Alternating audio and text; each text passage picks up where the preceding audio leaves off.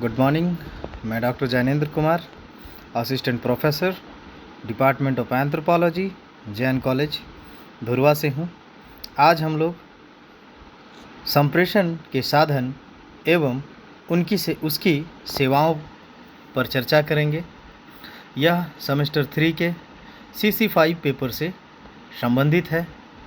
इसमें हम देखेंगे कि संप्रेषण की प्रमुख सेवाएं क्या क्या हैं तथा उसके प्रमुख साधन क्या है। संप्रेषण के साधनों को मुख्यतः 3 श्रेणियों में विभाजित किया जा सकता है। पहला, संप्रेषण के पारंपरिक साधन। दूसरा, संप्रेषण के आधुनिक साधन। और तीसरा, संप्रेषण के वैश्विक साधन। यह 3 प्रकार की श्रेणियां हैं जिसके आधार पर हम संप्रेषण को समझते हैं। पहला है संप्रेषण की पारंपरिक साधन। आरंभ में मानव केवल बोलने वाला प्राणी था। उसी समय से उसके पास संप्रेषण के पारंपरिक साधन के रूप में वाक अंगों एवं शरीर के अन्य अंगों का प्रयोग होता रहा है। इन्हीं पारंपरिक साधनों द्वारा वह बोलकर, गाकर, सुनाकर, नाचकर, बजाकर, अंगों को हिलाकर, शरीर के अंगों को विभिन्न मुद्राओं में प्रस्तुत कर, तरह तरह के पात्रों का अभिनय कर, रोकर, गाकर, हंसकर, मौन रहकर सूचनाओं का संप्रेषण करता रहा है, जो आज भी किसी न किसी रूप में जारी है। जब लेखन कला का विकास हुआ तब भोजपत्रों के पत्रों एवं छल्लों पर पक्षियों के पंख एवं रंग के सहारे लिखकर, गुफाओं में चित्र बनाकर, दीवारों पर लिखकर लिखित ढंग से संप्रेषण किया जाने लगा। आज हमारे पास लेखन के आधुनिक साधन हैं, लेकिन इन पारंपरिक साधनों का उपयोग आज भी समय समय पर होता है। दूसरा साधन है संप्रेषण के आधुनिक साधन। आज मानव के पास अपनी ध्वनि को दूर तक भेजने के लिए तरह तरह के ध्वनि विस्तार एवं ध्वनि प्रसारण यंत्र हैं, जैसे mic, loud speaker, radio, TV, social network site आदि। आज हमारे पास लिखने के लिए कलम, कागज़, रंग, पेंसिल नहीं के बराबर है। हमारे पास कागज़, कॉपी, तरह तरह के पेन एवं पेंसिल हैं।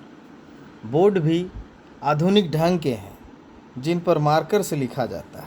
आज प्रिंटिंग प्रेस है जहां पुस्तकों, पत्रों, पत्रिकाओं, रिपोर्ट, समाचार पत्रों का प्रकाशन होता है। यह सब संप्रेषण के आधुनिक साधन हैं। संप्रेषण की इन आधुनिक साधनों का उपयोग संप्रेषण के लिए करता है। और तीसरा साधन है संप्रेषण का वैश्विक साधन। आज हमारे पास कंप्यूटर, इंटरनेट, सेल फोन जैसे संप्रेषण के वैश्विक साधन उपलब्ध हैं। इनके माध्यम से वैश्विक स्तर का संप्रेषण होता है। ये थे संप्रेषण के प्रमुख साधन। अब हम संप्रेषण की सेवाओं पर चर्चा करेंगे। संप्रेषण की सेवाएं क्या क्या हैं? एक स्थान से दूसरे स्थान संदेश भेजने और उसका उत्तर प्राप्त करने के लिए आपको किसी माध्यम की आवश्यकता जरूर पड़ती है, जो कि संप्रेषण का साधन कहलाती है। संप्रेषण के विभिन्न माध्यम हैं, जैसे डाक पत्र सेवा, कुरियर सेवा, telephone, Telegram, internet, fax, email, voicemail आदि। इन साधनों को संप्रेषण सेवाएं भी कह सकते हैं। व्यवसाय हेतु प्रभावी संप्रेषण सेवाओं को 2 भागों में बांटा जा सकता है, जैसे पहला डाक सेवाएं और दूसरा दूरसंचार सेवाएं। डाक सेवाएं क्या है? भारत में डाक प्रणाली का आरंभ 1766 में लॉर्ड क्लाइव ने सरकारी डाक भेजने के लिए किया था। यह जन साधारण के लिए सन 1837 से उपलब्ध हुई। भारतीय डाक सेवा नेटवर्क की गणना विश्व की बड़ी डाक सेवाओं में होती है। इसमें पूरे देश में 1,55,516 डाकघर हैं, जिनमें से 1,39,120 ग्रामीण क्षेत्रों में। इनका मुख्य कार्य पत्रों पार्सल पैकेट को एकत्र करना, उसको छांटना एवं उनका वितरण करना है। इसके अतिरिक्त जनसाधारण एवं व्यवसायी उद्योगों को अन्य अनेक सेवाएं प्रदान करते हैं। डाक सेवाओं को विभिन्न वर्गों में वर्गीकृत किया जा सकता है, जैसे डाक सेवाएं, वित्तीय सेवाएं, बीमा सेवाएं तथा व्यवसाय विकास सेवाएं। डाक सेवाएं लिखित संदेश भेजने के लिए पोस्ट कार्ड, अंतर्देशीय पत्र या लिफाफों का प्रयोग किया जाता है। ये संदेश परिवहन के माध्यम से एक स्थान से दूसरे स्थान तक पहुंचाए जाते हैं। डाक सेवाओं में देश के भीतर एवं देशों के बाहर संदेश भेजने की सेवाएं दी जाती हैं। डाक भेजने और पाने वाला दोनों एक ही देश में रहते हों तो यह अंतर्देशीय डाक सेवा कहलाती है, जबकि डाक सेवा भेजने वाला और पाने वाला दोनों अलग अलग देशों में रहते हैं हों तो इसे अंतर्राष्ट्रीय डाक सेवा कहते हैं। सामान भेजने के लिए पार्सल सेवा का प्रयोग होता है, जो छपे हुए संदेश हेतु बुक पोस्ट सेवा का प्रयोग होता है। डाकघर की कुछ विशिष्ट डाक सेवाओं के बारे में देखा जा सकता है। यह है डाक प्रेषक प्रमाण पत्र, पंजीकृत डाक, बीमाकृत डाक, दुर्गाती डाक और न्यस्त डाक। यह डाक सेवाओं की प्रमुख सेवाएं हैं। इसके बाद दूसरी संप्रेषण की सेवाएं हैं वित्तीय सेवाएं, जो डाकघर द्वारा विभिन्न वित्तीय सेवाएं प्रदान की जाती है, जैसे डाकघर बचत योजनाएं, धन हस्तांतरण सेवाएं, म्यूचुअल फंड एवं प्रतिभूतियों का वितरण। बचत सेवाओं के अंतर्गत डाक बचत बैंक खाता, 5 वर्षीय डाकघर आवर्ती जमा योजना, डाकघर समयावधि खाता, डाकघर मासिक योजना, 6 वर्षीय राष्ट्रीय बचत प्रमाण पत्र योजना, 15 वर्षीय लोक भविष्य निधि खाता, किसान विकास पत्र योजना, वरिष्ठ डाक नागरिक बचत योजना आदि बचत सेवाएं हैं। इसके अलावा धन हस्तांतरण एवं म्यूचुअल फंड प्रतिभूतियों का भी वितरण डाक सेवाओं के द्वारा किया जाता है। संप्रेषण का दूसरा प्रमुख सेवा है दूर संचार सेवा, जो भारत में पहली बार टेलीग्राम लाइन संदेश भेजने के लिए 1851 में खोला गया। कोलकाता और डायमंड हार्बर के बीच यह चली। पहली टेलीफोन सेवा का प्रारंभ कोलकाता में 1881 में किया गया। पहला स्वचालित एक्सचेंज शिमला में 1913 में प्रारंभ किया गया। वर्तमान में भारत में टेलीफोनों की संख्या के आधार पर 10वां बड़ा नेटवर्क है।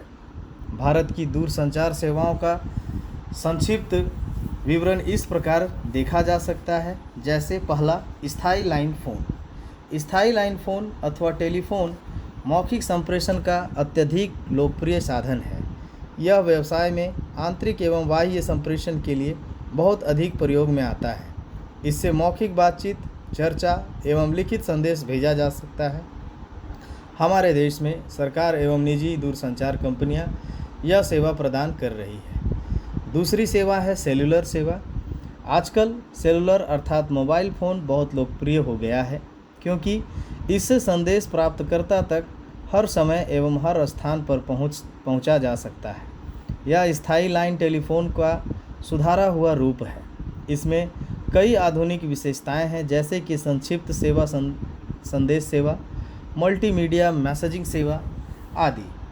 MTNL, BSNL, Airtel, idea, Vodafone, Reliance, Tata हमारे देश की अग्रणी मोबाइल सेवा प्रदान करने वाली प्रमुख कंपनियां हैं।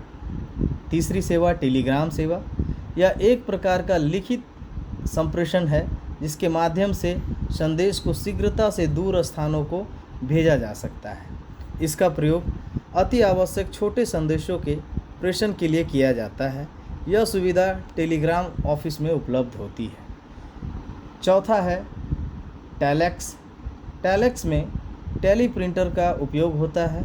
यह मुद्रित संप्रेषण का माध्यम है। टेलीप्रिंटर एक टेली टाइपराइटर है, जिसमें एक मानक कीबोर्ड होता है तथा यह टेलीफोन के द्वारा जुड़ा होता है। पाँचवा, फैक्स। फैक्स या फैक्सीमाइल एक इलेक्ट्रॉनिक मशीन है जिससे हस्तलिखित अथवा मुद्रित विषय को दूर स्थानों को भेजा जा सकता है। टेलीफोन लाइन का प्रयोग कर यह मशीन दस्तावेज की हूबहू नकल प्राप्त करने वाली फैक्स मशीन पर भेज देती है। आज व्यवसाय में लिखित संप्रेषण के लिए इसका प्रचलन काफ़ी बढ़ चुका है। दूसरा है वॉइस मेल। यह कंप्यूटर आधारित प्रणाली है जिसके द्वारा आने वाले टेलीफोन को प्राप्त करके उसका जवाब दिया जाता है। वॉइस मेल में कंप्यूटर की मेमोरी द्वारा टेलीफोन से आए संदेश को जमा किया जाता है। टेलीफोन करने वाला वॉइस मेल का नंबर डायल करता है, फिर कंप्यूटर द्वारा दिए गए निर्देशों का पालन कर आवश्यक सूचना ले सकता है। लोग वॉइस मेल पर अपना संदेश रिकॉर्ड भी करा सकते हैं और फिर उसका जवाब भी दे सकते हैं। सातवां है ईमेल। इलेक्ट्रॉनिक मेल का लोकप्रिय नाम ईमेल है। यह संप्रेषण का आधुनिक साधन है। इसमें मुद्रित संदेश, तस्वीर, आवाज़ आदि को इंटरनेट के माध्यम से एक कंप्यूटर से दूसरे कंप्यूटर अथवा मोबाइल में भेजा जाता है।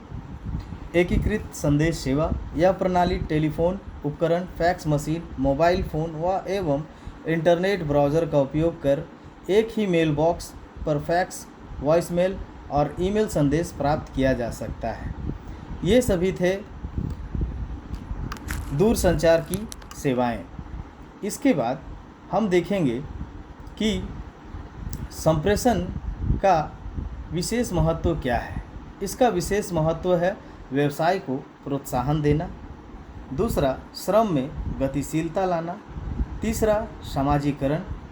चौथा, समन्वय एवं नियंत्रण। पाँचवां, कार्य निष्पादन में कुशलता।